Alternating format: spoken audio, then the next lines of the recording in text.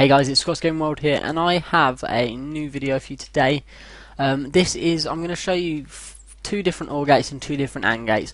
The only reason I'm doing this is really because when I first started playing Minecraft, I never knew how to make these, and I never actually could find a video which could help me. I don't know whether there's stuff like that now that are good for this, but anyway, I'm still going to make it. So, I'm going to show you both OR gates first. This is the first one. This gives a constant output, so think of this as the output.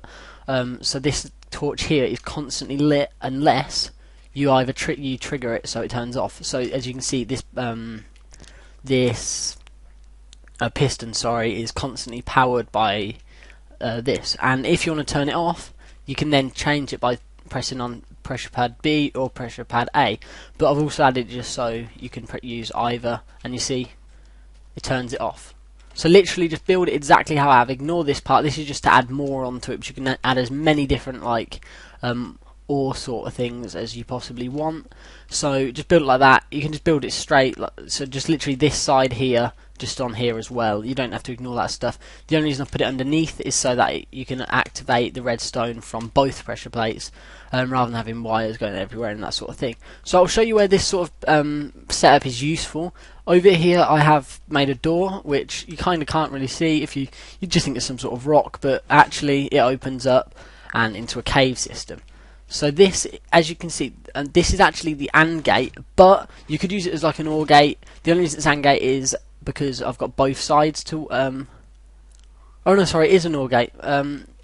Yeah, this is an OR gate system because it's either this or this needs to be activated for this to open. That is what an OR gate does, and that's kind of how it works. Okay, so next of all I have this OR gate. This one has a constant it doesn't have any output whatsoever. So as you can see, the piston is not lit up. And yes, so this again, you can have as many different things coming off of it, like pressure plates and stuff. Just I like to label them A, B, C, B, A, and that sort of thing, just so I know exactly how they work. But with this one, what you need is to keep this light off. You need a constant power to the bottom of the block it's sitting on. As you can see here, is constantly lit, and then for the light to be off. But if you want the light to then come on and then power that piston behind there, you will then have to turn this torch off. So to do that, you need to have it so like there's a redstone block, a gap, and then like a pressure plate a pressure pad above. Or all you really have to do is just power the bottom of the block to turn it off. So as you can see, there we go, and then the piston is then activated. So then I'll go around to another one which I've just added off. This was like, I'd call it B, and it does exactly the same thing as before. And then again, because it's just another one running off, you can run as many off as you want. If I step on that, it does exactly the same thing. So if you want to build this, literally just build it as I have here. Just build this like mains thing first, then put a torch on, and then run it to a piston, and then add this little torch, like a lit torch sort of circuit thing here. And then you can build off the pistons that build off the redstone and the switches and whatnot after. Next of all, I'm going to show you the AND gate. This is a very simple AND gate, really, and literally the reason it's AND is because this one is the constant output one, so this is lit. But if I want this to come off, I need to turn this torch off and this torch off, otherwise it will still be getting like an input.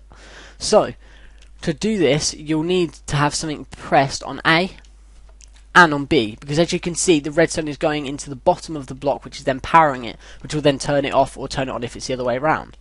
So what we will do now is, so I'll show you it, and then because it's wooden, you can throw stuff onto it, and there we go, it's off. And if I step off here, then it doesn't work, or if I collect all this stuff and then step on here, it still won't work. It has to have both of them down. You can extend this length as well to make it longer, just simply by it's a little bit more confusing as such, but you can make them as long as you want, really, and as many different like piston systems off. So let's just add it like this just quickly. So then let's add another torch on here, and then another.